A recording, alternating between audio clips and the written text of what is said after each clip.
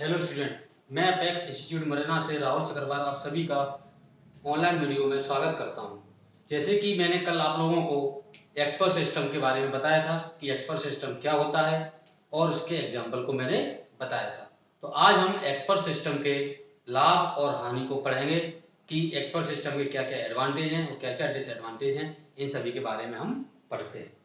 तो जैसे ही मैंने आपको पहले कल बताया था कि एक्सपर्ट सिस्टम एक विशिष्ट या विशेषज्ञ मशीन होती है जिसके द्वारा हम कोई भी जटिल से जटिल कार्य को कर सकते हैं।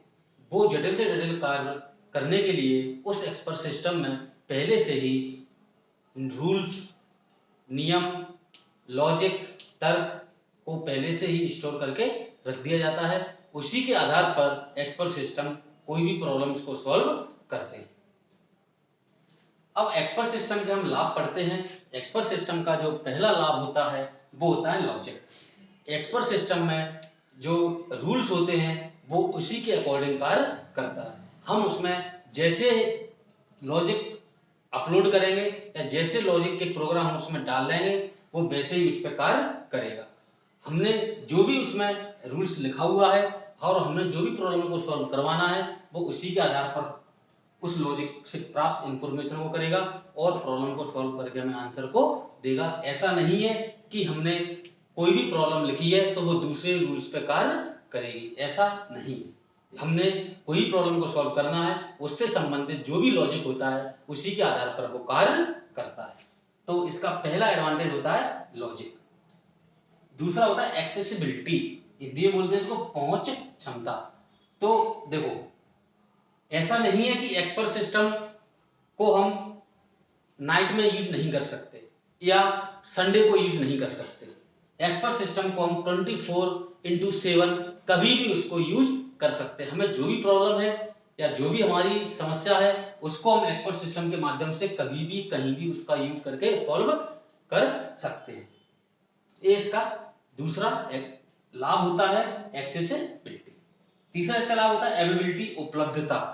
इसका मतलब ये हुआ कि एक्सपर्ट सिस्टम के द्वारा हमें जो भी आंसर मिलेगा या जो भी हमें रिजल्ट मिलेगा वो सही मिलेगा। क्यों? लेकिन उसके लिए हमें उसमें इनपुट या निर्देश सही तरीके से एंटर करने होंगे। अगर हमने इनपुट को सही तरीके से एंटर नहीं किया है तो हमें उसका जो रिजल्ट है वो हो सकता है सही ना मिले। तो उपलब्धता हमें ये बताती है कि हमने जो भी प्रॉब्लम को सॉल्व करना है उसका आंसर उसी लॉजिक से रिलेटेड उपलब्ध होता है। ऐसा नहीं है कि मैंने जो एक इनपुट दिया उस इनपुट का रिजल्ट कुछ आया या किसी व्यक्ति ने मेरे जैसे ही इनपुट दिए और उसका रिजल्ट अलग आएगा। ऐसा नहीं है। एक्सपर्ट सिस्टम में अगर दोनों व्यक्ति के इनपुट सेम है तो दोनों के रिजल्ट भी सेम होंगे और वो सभी के लिए उपलब्ध होती है। एक्सपर्ट सिस्टम की मशीन से हम कोई भी व्यक्ति इस पे कार्य कर सकता है और अपने रिजल्ट को प्राप्त कर सकता है, सभी के लिए उपलब्ध रहती है।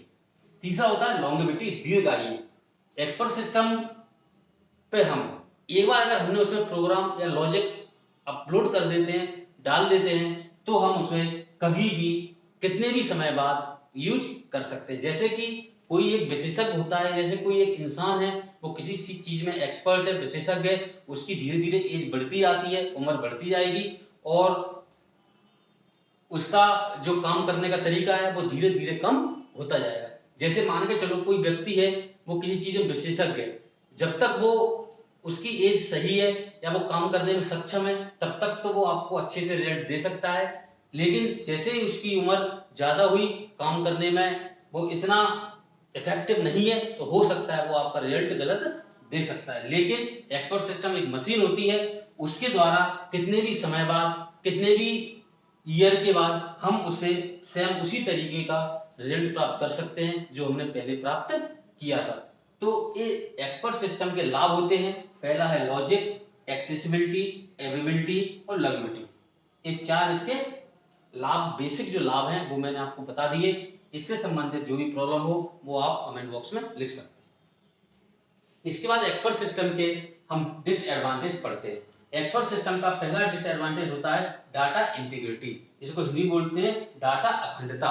जैसे कि एक्सपर्ट सिस्टम में हमने जो भी प्रोग्राम को लोड किया है उसे हमें बार बार अपडेट करने की आवश्यकता होती है। अगर हम अपने प्रोग्राम को अपडेट नहीं करेंगे तो समय के साथ साथ जो भी प्रॉब्लम होती है उनका हमें रिजल्ट सही से प्राप्त नहीं होगा।